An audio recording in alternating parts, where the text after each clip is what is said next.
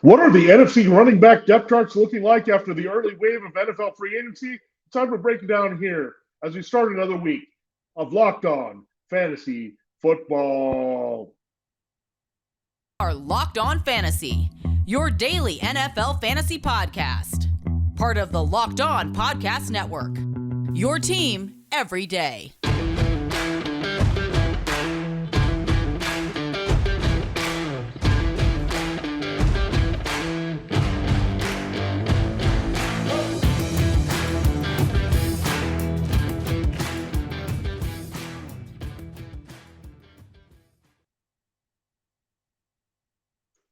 Greetings, everyone, and welcome to another edition of the Locked On Fantasy Football Podcast. As usual, I'm your host, Vinnie Iyer, but I'm not doing this. I'm writing about NFL and fantasy football for sportingnews.com. Check it out.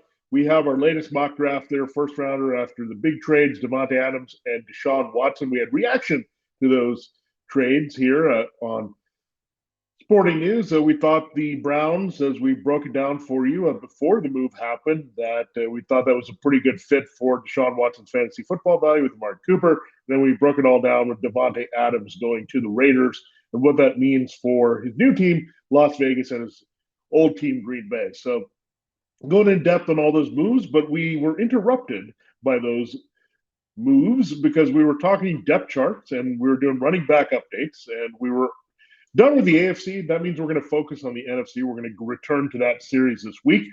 Programming reminder, we will take the final 2 days of this week off here, Thursday and Friday. A little recharge here for the network after all the crazy stuff for me this past couple of weeks with free agency. So keep that in mind. So we'll next look at the tight end depth charts there, see what teams have done at that position. So we'll go AFC, NFC there, Tuesday, Wednesday, the rest of this week.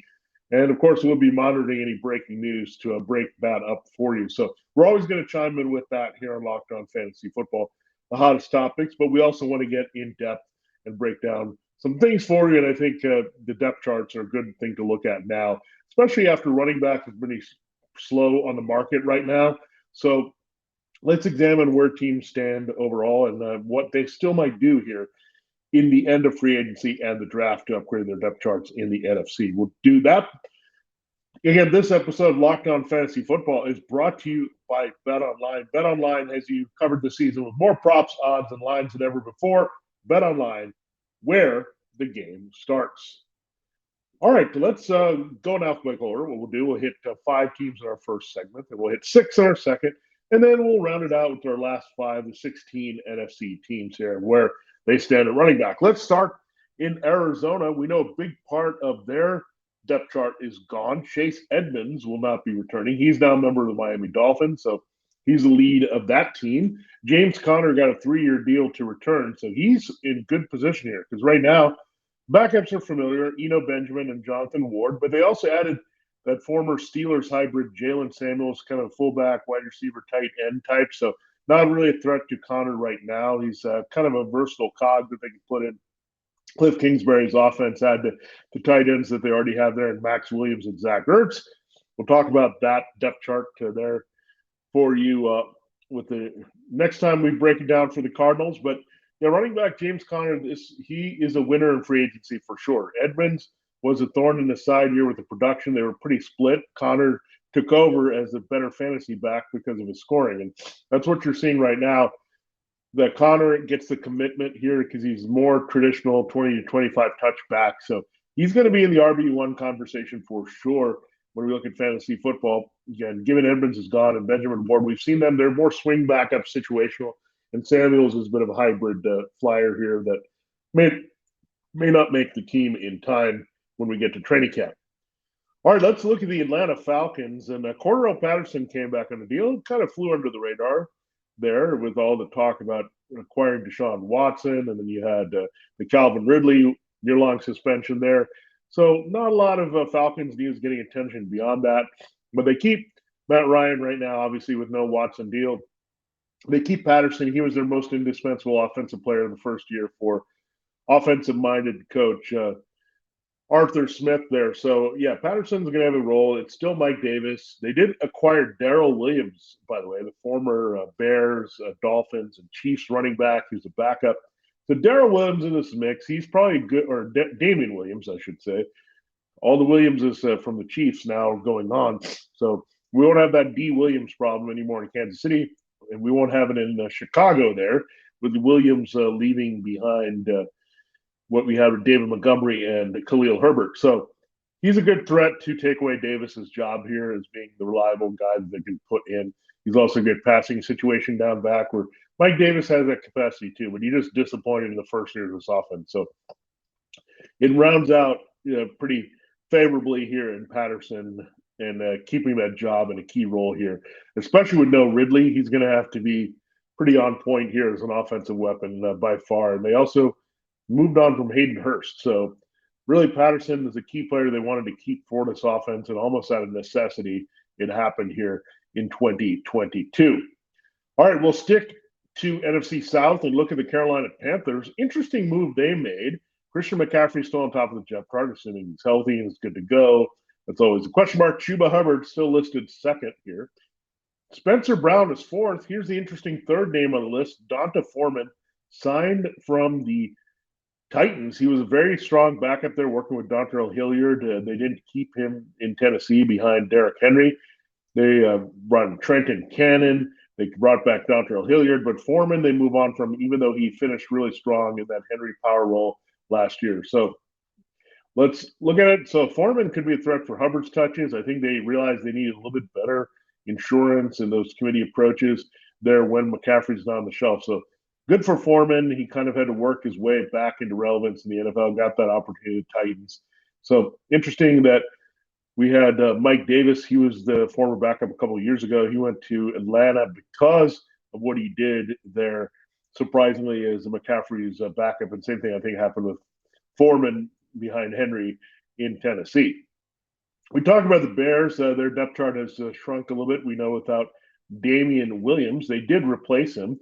David Montgomery is still a clear feature back number one in this offense here as they go forward with a new scheme. It's the Packers-like scheme. We know that. So we know also the Packers partly had Aaron Jones be a feature back, but incorporated another back that was talented and young and could do a lot of things, and A.J. Dillon. So you figure that's going to be good potential here for Khalil Herbert behind David Montgomery, especially the way Herbert ran when Montgomery was on the shelf last season. He started out behind Williams, and Williams got the key touches there, Damian that is, but Herbert ended up being so valuable to the point where Williams was expendable here in the offseason. They didn't feel like they needed a veteran, so to speak. I mean, Herbert is technically a veteran going into year two, but not an older back. The third back confirms that. He's Darrington Evans. We talked about the Titans trying to find a backup plan. That was our AFC depth chart look here that can be reliable if Derrick Henry's not available. Evans just was not there. He had some promise coming out of Appalachian State, coming into the league as a receiving back and all that, but he just couldn't stay healthy. So the Bears take a flyer on him as they swing back up for Montgomery and Herbert. I think that's a pretty good place for them to target. Or the last team we'll talk about in this segment is the Dallas Cowboys, and they're pretty much intact. Let's watch out for Rico Dowdle. He's their third back. They really like this kid here, but it's still Ezekiel Elliott, Tony Pollard, not too much changing there, except we could see it more going into an even split as we go forward with Elliott's workload and his age. So Pollard, Elliott, they're happy with that combination for sure in Detroit or Dallas under Kellen Moore. Getting ahead of myself, Detroit is where Kellen Moore used to play, and that's the next team we'll talk about here as we break down the NFC running back depth charts. Look, it's March, and sometimes it can be tough to stick to our resolution of eating healthy all year, but Built Bar is going to make that easy for you. They've made it easy for me because I really enjoy eating them. You will too. And you got to try their puffs. If you haven't tried out, you're missing on one of Built Bar's best tasting bars. Puffs are the first ever protein-infused marshmallow. They're fluffy, they're marshmallowy. They're not just a protein bar. They're a treat, and they're covered in 100% real chocolate. That's right.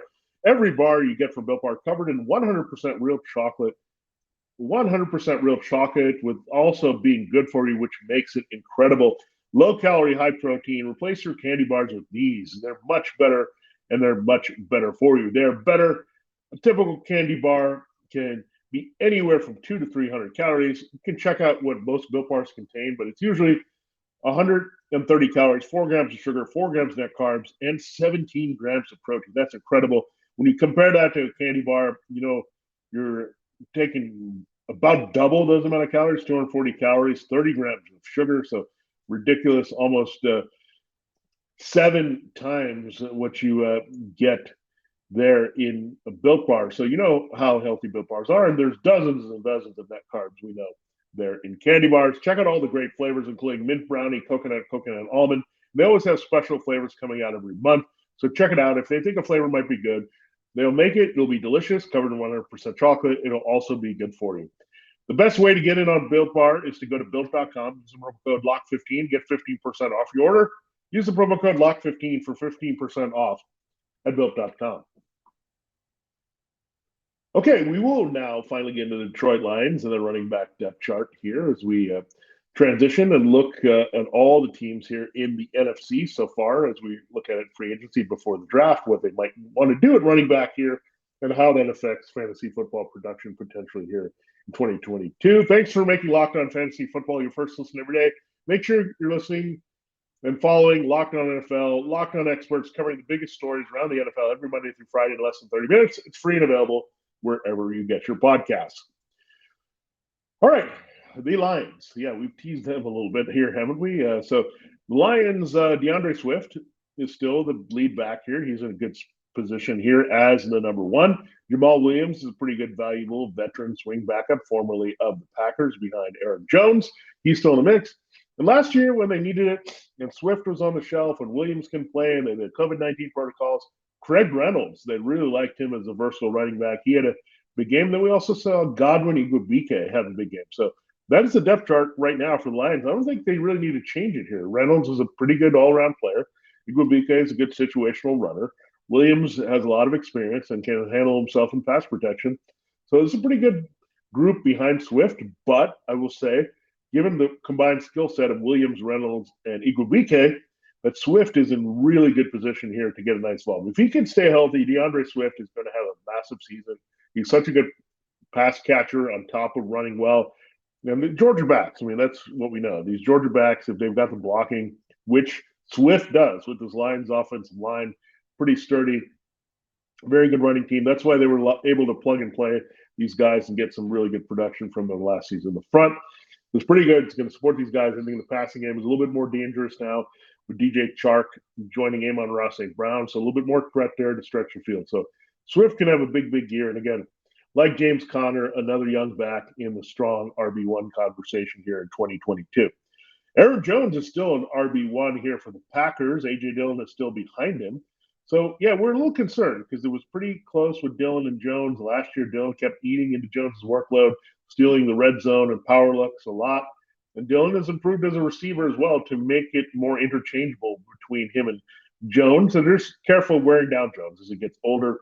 Dillon has still got those tree trunks for legs, a lot of durability there that can help. So I think you're seeing still a good 60-40 situation here between Jones and Dillon. I don't think it's going to change too much. I don't think there's any reason for the Packers to invest too much more running back. They have Kylan Hill and Patrick Taylor as the depth guys behind them. And Taylor flashed a little bit in that final game when the Packers rested all their players at the end of last season. So I think they're pretty much set there, just much like the Detroit Lions are with their 4 backs here going into 2022. Let's go to Los Angeles Rams. Cam Akers is still holding on the job, but couldn't finish healthy. Came back a little too rushed, I think, at the end of the season to try to help them. But Daryl Henderson was also hurt there, so that maybe prompted Cam Akers. But Sonny Michel, who ran really well, came over in the trade from the Patriots as a contingency for Akers and the off-injured Henderson. He's a free agent. They haven't thought about bringing him back at all right now. And part of it is, remember, their other backs were hurt too. Xavier Jones, Jake Funk. These guys are around. These are some young backs that Sean McVay and this coaching staff like here. So that's how it looks right now. Akers, Henderson, Funk, and Jones is how you see it. So Michelle, it would be shocking if they brought him back. I think it would take another pretty significant injury, which is possible with all these 4 guys, but namely Akers and Henderson for the Rams to say, okay, Sonny Michel needs to be back in the fold as insurance here this season. All right, let's look at the Vikings. And Dalvin Cook is still firm lead in the featured back duties. He's a surefire RB1 in the top half of that round in drafts in the first round. Alexander Madison still holding on to number 2, but I think Kenny Nwangwu, very good return man. They drafted him there for the third back spot, but he really came through in the special teams area. So he's going to get some more opportunities, I think, to run the ball. Madison has been rather disappointing. I mean, there's been some good games where he's had filling in for Dalvin Cook, but he's not that automatic plug and play with the big numbers. So I think he's going to need some help there. Should Cook go on the shelf? And Cook misses games every year. He'll fight through. He's rather durable to come back and play. He plays sometimes when he's hurt, but we know that Dalvin Cook has some volatility and some durability issues. So it's important to watch out what happens here. AJ Rose is the 4th Vikings running back, so we'll see. There's potential for them to draft back here to compete with Madison a little bit more. Nwangwu, again, has those duties on special teams, and Rose, we'll see if he can make the team over another edition here in 2022. All right, let's break it down now for the New Orleans Saints. This backfield sounds familiar. It's throwing it back to what they had several years ago with Drew Brees, Alvin Kamara, and Mark Ingram. Ingram back in the mix. He was released by the Ravens, landed with the Texans. The Texans let him go. The Saints need some depth with Tony Jones hurt. Tony Jones still on the depth chart here is number 3.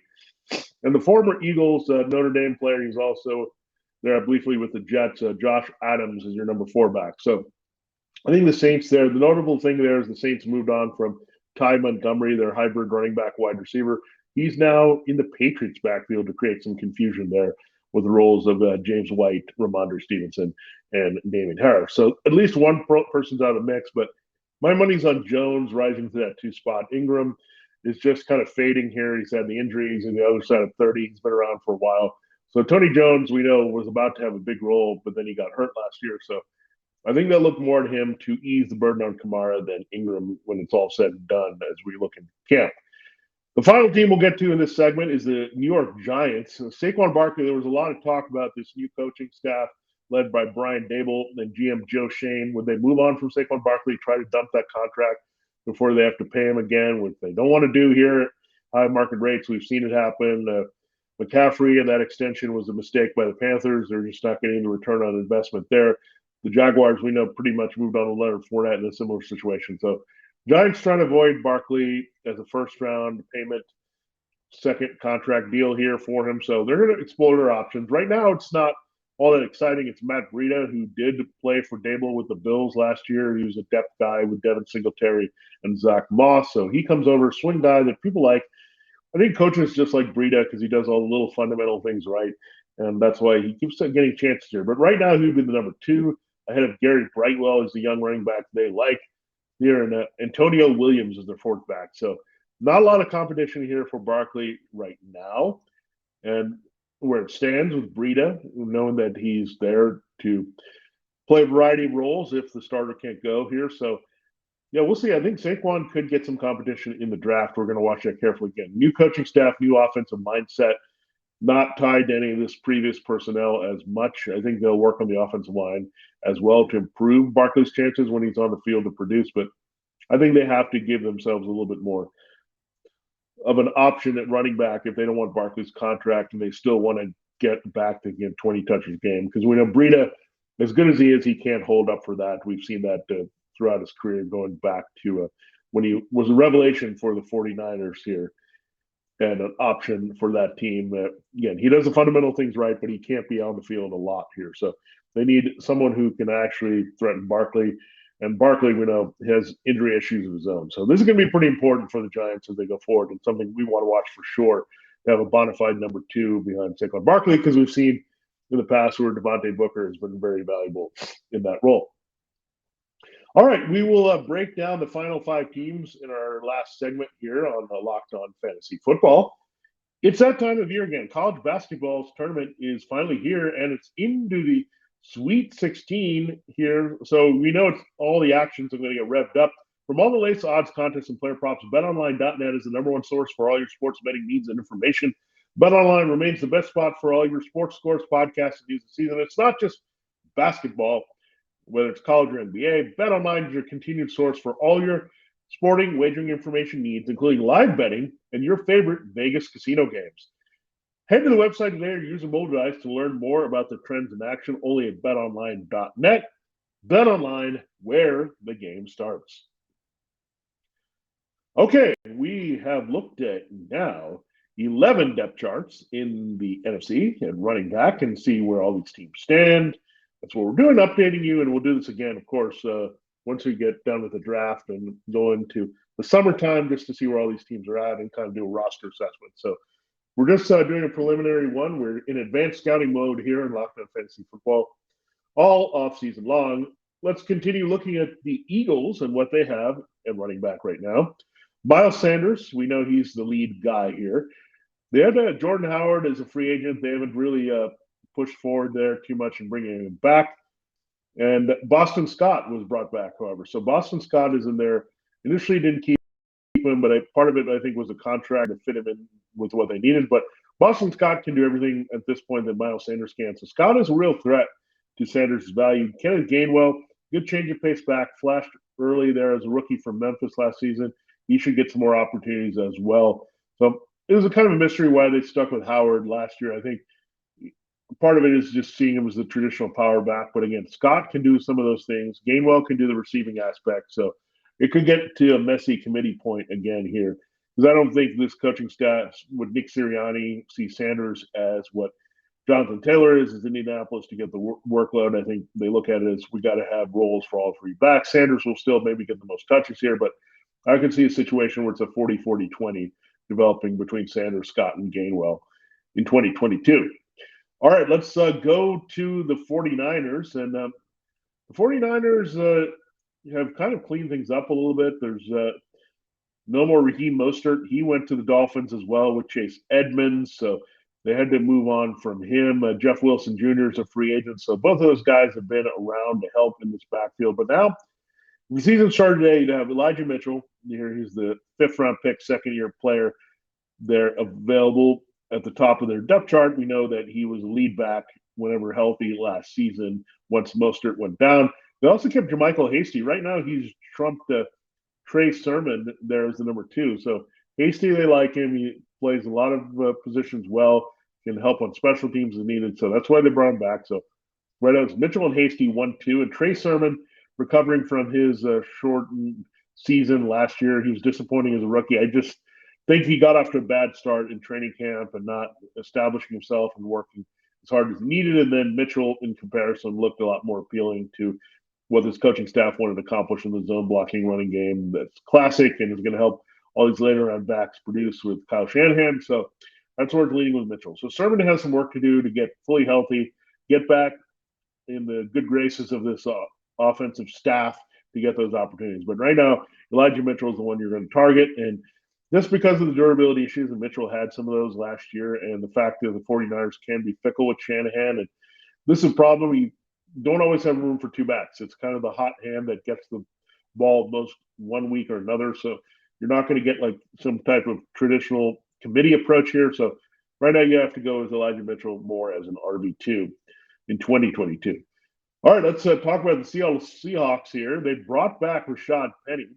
Chris Carson coming off a major injury, so we'll see how much they want to lead this backfield toward Penny after his big finish to the 2021 season that really showed why he was a first-round pick. He had the explosiveness, long running ability, some workhorse skills here in this offense. But he's not the best receiver. I think that can be an expanded part of his game. Chris Carson has actually been underrated in that capacity when needed.